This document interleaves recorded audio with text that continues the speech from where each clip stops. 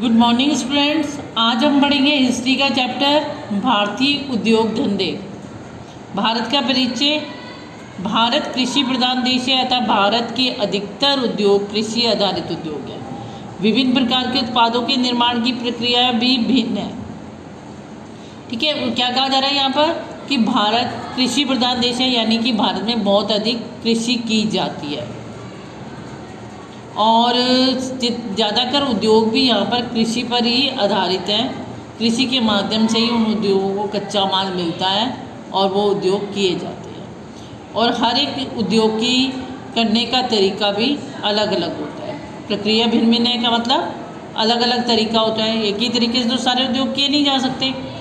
कृषि द्वारा अनेक उद्योगों को कच्चा माल उपलब्ध कराया जाता है, जिसके बदले में उद्योगों द्वारा कृषि के विभिन्न यंत्र, साधन, खाद एवं पक्का माल उपलब्ध कराया जाता है। अब उन्होंने क्या कहा कि कृषि जो है उद्योगों को कच्चा माल उपलब्ध कराती है और ठीक है, जिसके माध्यम से उद्योग धंधे चलते हैं। और उद्योग जो है वो कृषि के लिए यंत्र, मतलब कोई भी औजार कृषि करने के लिए, कृषि औजार, खाद जो हम मतलब किसान लोग डालते हैं खेतों में, खाद, कीटनाशक दवाइयाँ हो गई, ऐसी चीज़ें, उर्वरक, इन सबको उद्योगों के माध्यम से तैयार करके किसानों को उपलब्ध कराया जाता है। तो जब हमने देखा, यहाँ क्या देखा हमने कि किसान जो है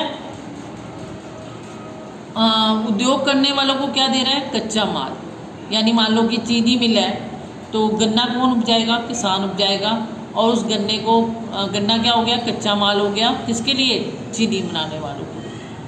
कपास कौन उगाएगा, किसान उगाएगा। और कपास से जब धागे बनाए जाएंगे तो वो धागा बनाने वाले के लिए क्या हो गया, कच्चा माल।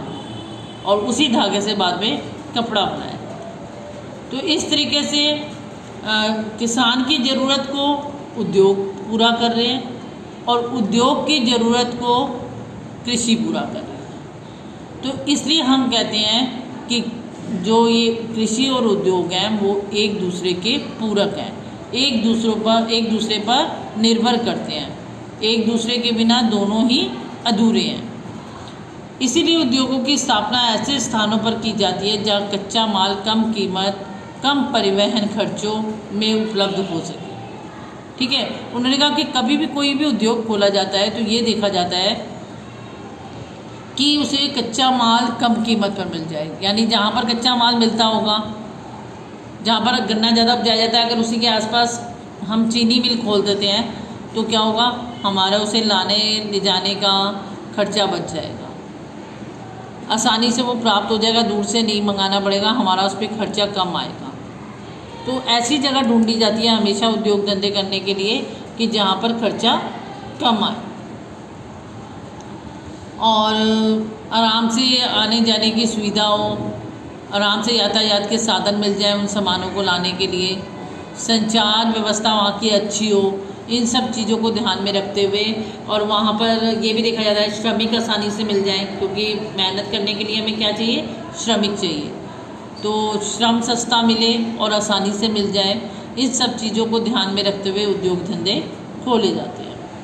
अब भारत में कई परियोजनाएं शुरू की गई जिसके माध्यम से क्या किया गया है, बहुत से उद्योगों की स्थापना कर दी गई है ताकि लोगों की बेरोजगारी की समस्या का समाधान किया जा सके।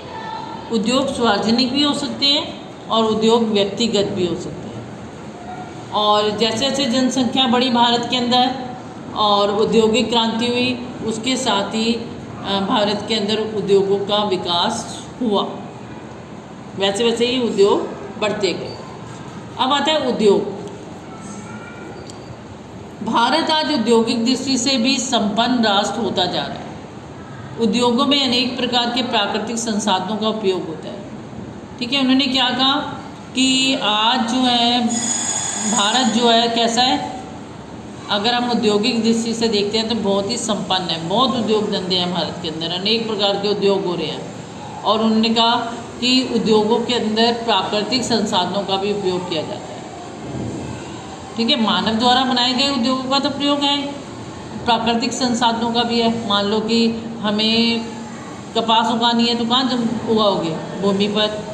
क्या देना पड़ेगा उगाते समय उसे? जल।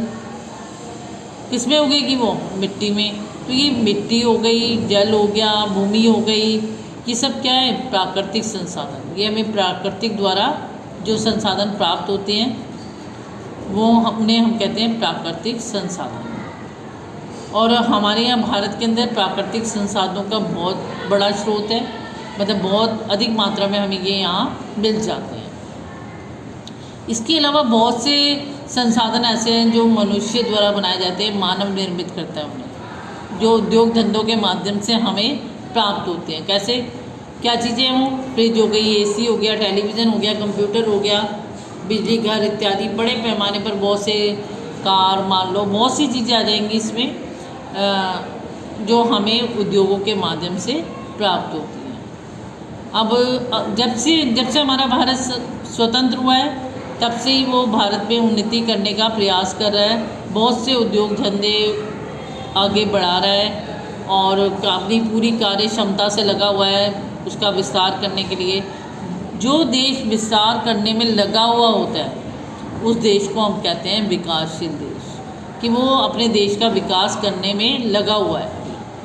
और जो कर चुके होते हैं विकास, पूर्ण रूप से विकास हो चुका होता है जहाँ, उसे हम बोलते हैं विकासशील देश, विकसित देश, सॉरी, उसे हम बोलेंगे विकसित देश।